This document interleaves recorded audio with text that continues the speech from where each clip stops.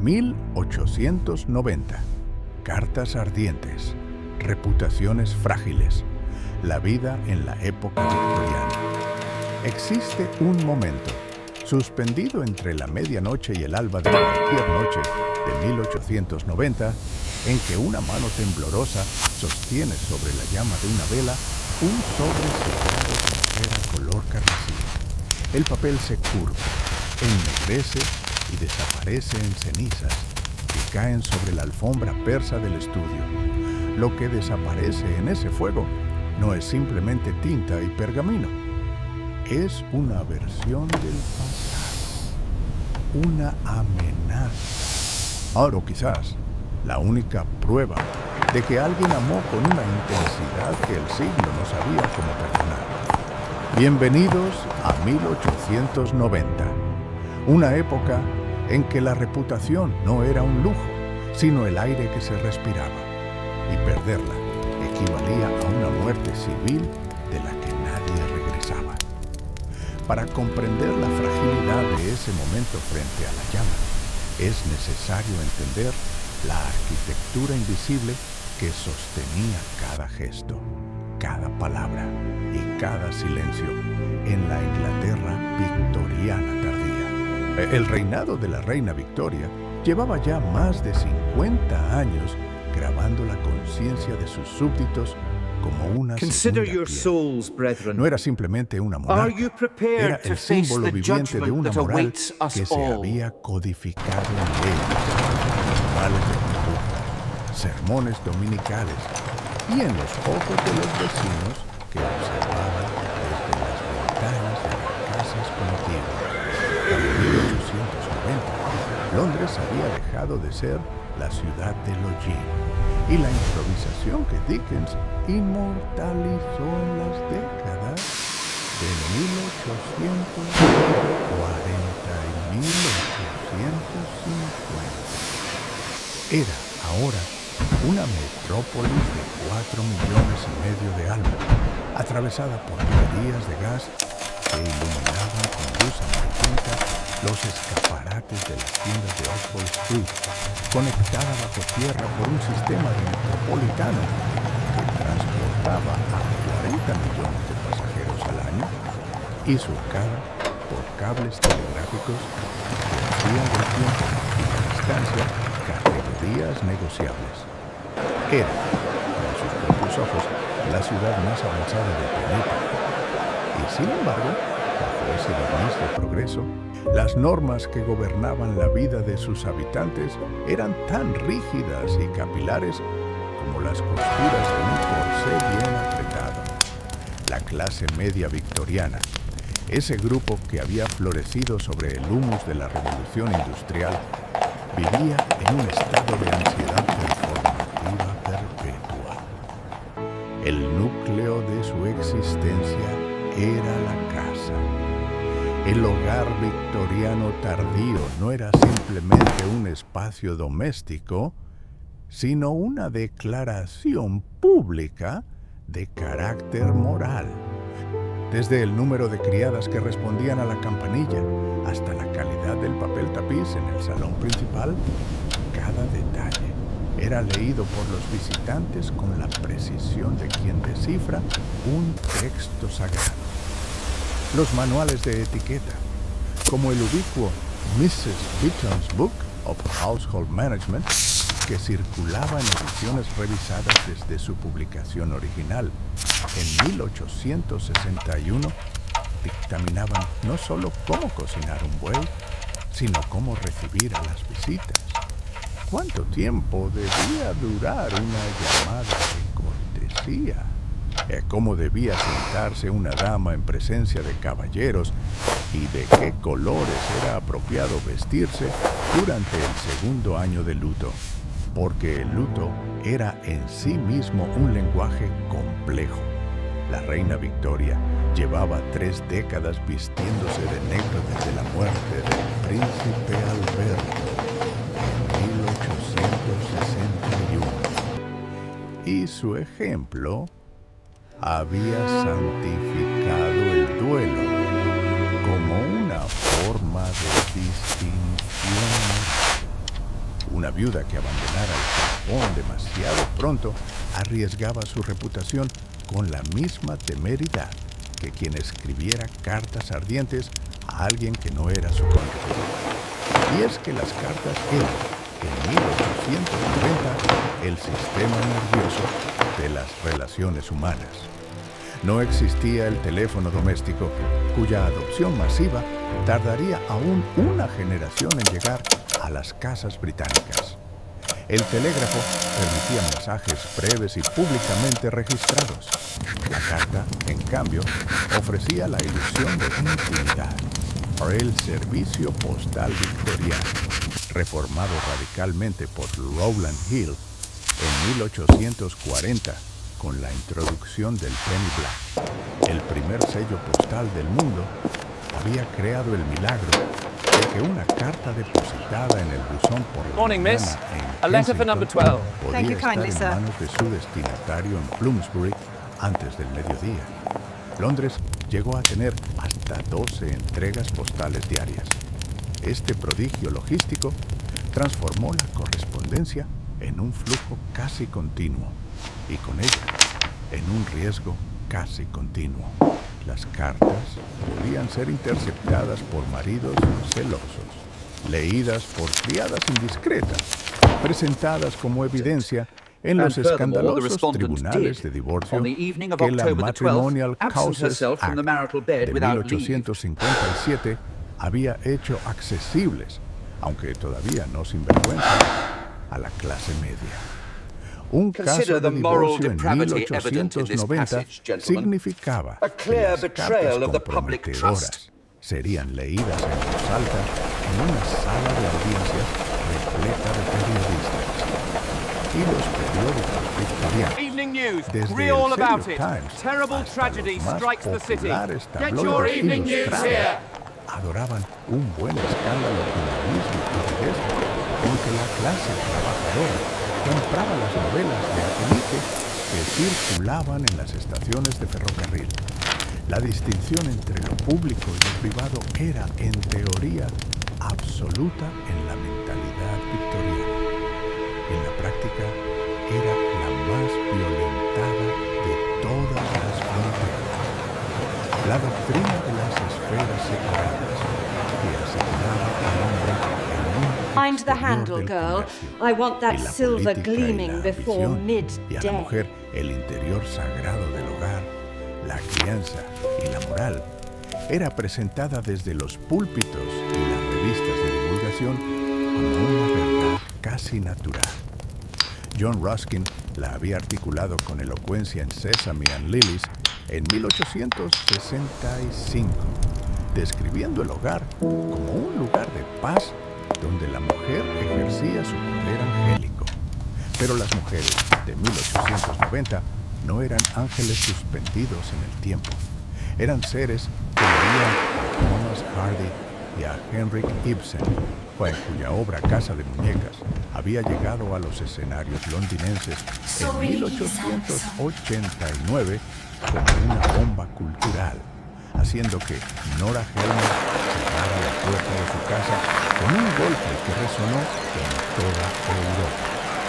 Eran mujeres que pedaleaban en bicicleta con trajes de reforma, que escandalizaban a los transeúntes, que se inscribían en los primeros colegios femeninos de Oxford y Cambridge. They say our place is in the home, but I say our place is here, demanding the fundamental rights of citizenship. Y We que will be comenzaban heard. a articular en voz cada vez más alta que la esfera privada a la que se las confinaba. Era también, y sobre todo, un espacio de vulnerabilidad legal y económica. Porque la ley, en 1890, seguía siendo un mecanismo diseñado por hombres para un mundo de hombres. La Married Women's Property Act de 1882 había representado un avance notable, otorgando a las mujeres casadas el derecho a poseer y administrar su propio dinero e inmuebles, y algo que antes del matrimonio se transfería automáticamente a la autoridad del marido. Pero el voto era We todavía are una assembled quimera. here not as Las subjects, sufragistas but as que el citizens, periodista Henry demanding our Fawcett constitutional llamaría right to the ballot. reformistas constitucionales, para distinguirlas de las suffragettes más radicales que surgirían en la siguiente década. Llevaban años presentando peticiones al Parlamento que eran debatidas con condescendencia y archivadas sin consecuencia. La reputación de una mujer soltera dependía en parte crucial de su asociación con hombres respetables, su padre, su hermano, eventualmente su prometido. Salir sola a ciertas horas, entrar en determinados establecimientos públicos, intercambiar correspondencia no supervisada con un hombre que no fuera pariente, eran gestos que podían encender el fuego de la maledicencia social con una velocidad que ningún telégrafo habría igualado. You must promise not to repeat this, Lady Ashworth. My lips are sealed, but tell me, El is it true about the escándalo Duke? era la forma más Worse than you poderosa can de imagine. castigo social que el sistema disponía.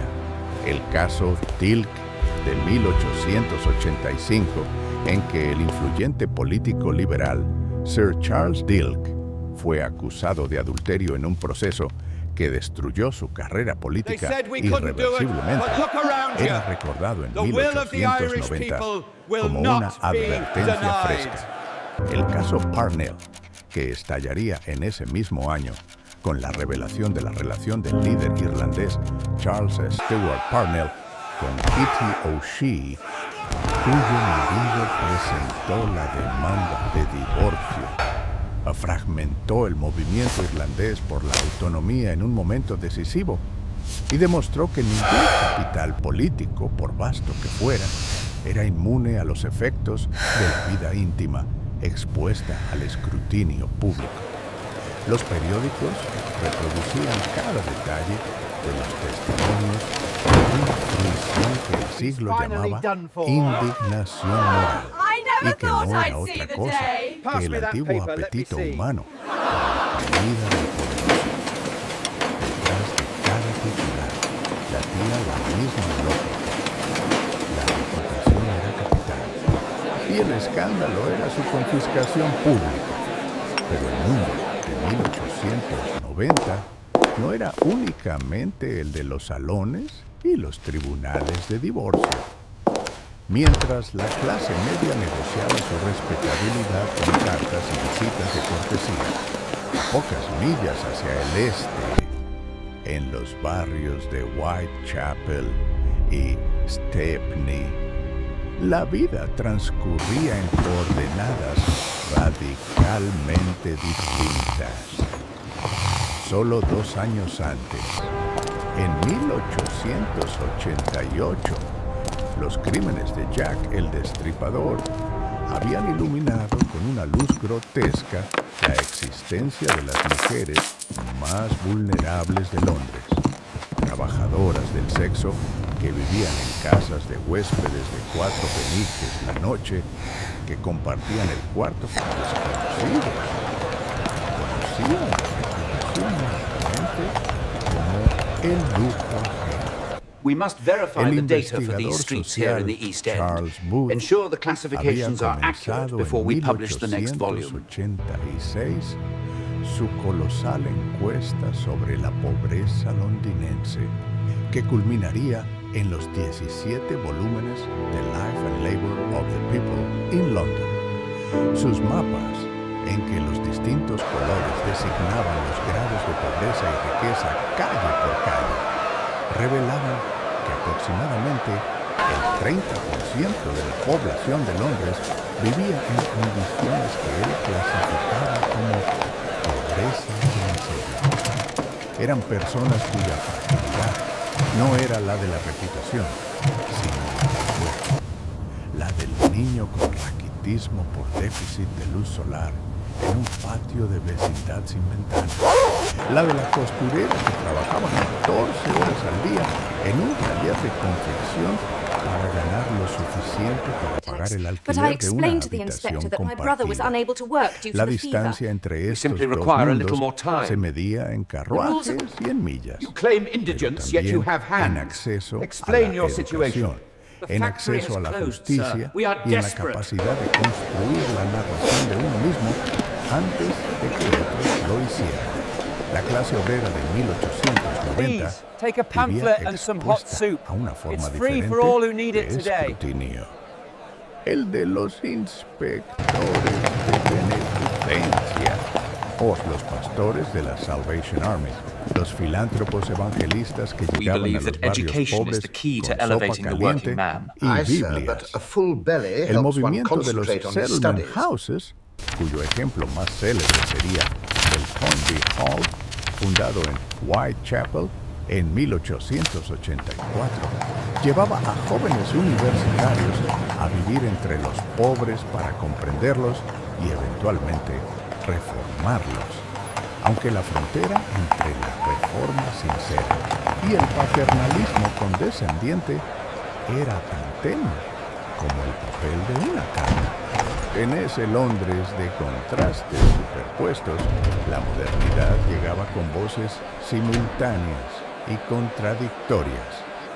Las tiendas departamentales, como Harrods, que ya atendía a su clientela de Knightsbridge con un ascensor de valor desde 1898, aunque la expansión decisiva de este tipo de comercio ocurrió en la penúltima década del siglo, creaban la experiencia nueva de desear objetos que no eran de primera necesidad. Guantes de Suecia, perfumes de París, juguetes mecánicos para niños que mimaban los gestos de la industrialización. El consumo se volvía espectáculo y el espectáculo se volvía identidad. Las vitrinas iluminadas con gas eran teatros de la aspiración It is social. such a relief Y to entrar rest en here esas after tiendas navigating era, the silks para la department. clase media, Indeed, una a harbour forma of de tranquility confirmar amidst the bustle. que se pertenecía al lado correcto de la historia. Las mujeres, en particular, encontraron en las tiendas departamentales uno de los pocos espacios públicos respetables en que podían permanecer solas, sentarse, observar y ser observadas sin comprometer su reputación. Y la reputación, siempre la reputación. En este siglo que había proclamado el progreso como su religión civil, que había cableado el mundo con telégrafos y excavado océanos para tender cables submarinos, que había demostrado con la exposición universal de 1851 que el ingenio humano podía materializar el sueño de una civilización global. La moneda más preciada seguía siendo una entidad tan inmaterial como el vapor, lo que los demás pensaban de uno. Herbert Spencer había popularizado en la década de 1860 la expresión supervivencia del más apto, tomando el darwinismo y trasladándolo al tejido social con una lógica que resultaba cómoda para quienes ya habían sobrevivido. En ese marco conceptual, quien caía merecía haber caído. La moralidad victoriana no era únicamente hipocresía. La hipocresía era su compañera insuperante. Era también el intento genuinamente angustioso de imponer un orden en un mundo que se transformaba demasiado deprisa para que ningún sistema de valores pudiera acompasarse. Cuando esa mano temblorosa terminó de quemar la carta sobre la llama de la vela y las cenizas se enfriaron sobre la alfombra, alguien en otra parte de la ciudad doblaba una nueva hoja de papel, mojaba la pluma en el tintero y comenzaba a escribir de nuevo, porque el impulso humano de comunicarse, de confesar, de amar con una intensidad que el siglo no alcanzaba a contener, era más antiguo y más poderoso que cualquier código de conducta. Las cartas ardían, los escándalos estallaban, las reputaciones se Read all about fragmentaban it. Shocking o se events in the city. reconstruían Get your laboriosamente. evening news here. Y en ese proceso doloroso y contradictorio, tan humano como cualquier cosa que hayamos inventado desde entonces, se estaban escribiendo las gramáticas de nuestro mundo, nuestras nociones de privacidad, de derecho al propio cuerpo, y de la separación entre la vida pública y la íntima, de lo que una sociedad puede exigirle a sus miembros y lo que debe, en cambio, dejarles en paz. Los cimientos que el siglo XIX colocó bajo nuestros pies son también las grietas que hoy reconocemos cuando miramos hacia abajo. Si esta exploración del pasado ha encendido alguna pregunta en ustedes, si hay algún rincón de la era victoriana que deseen iluminar la próxima vez, ese callejón sin luz de gas que todavía espera ser recorrido, los invito a dejarlo en los comentarios. La historia, como toda buena correspondencia, gana cuando hay alguien al otro lado que responde.